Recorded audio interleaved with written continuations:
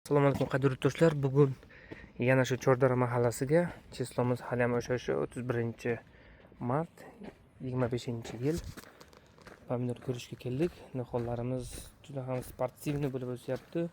Tanachalari qalingina, chotki va zabardast.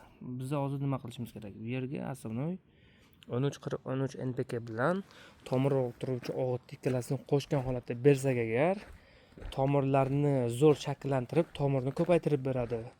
Tomirni ko'paytirib berganidan keyin albatta tepadagi o'zgarishlar, ya'ni gul ochishlari, bundan tashqari o'zaklar, o'sishlari, barglari, tanalari hammasi yaxshi rivojlanib, gullarni ko'paytirib hosilga tayyor qilib beradi.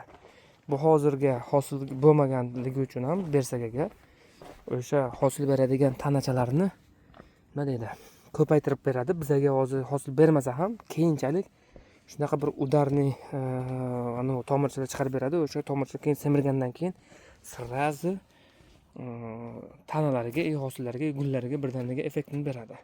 O'shaning uchun yoshligidan tomirni yaxshi muhofaza qilib chiroyli qilib ketsak agar, keyinchalik gullashda va tomir orttirishga juda ham yordam beradi. Hattoki mana bu nima deydi? Xo'sh, gapim esimdan chiqib ketdi. Xullas, yana bitta zo'r maslahat berib o'tib ketamiz. Chirishini oldini olish uchun.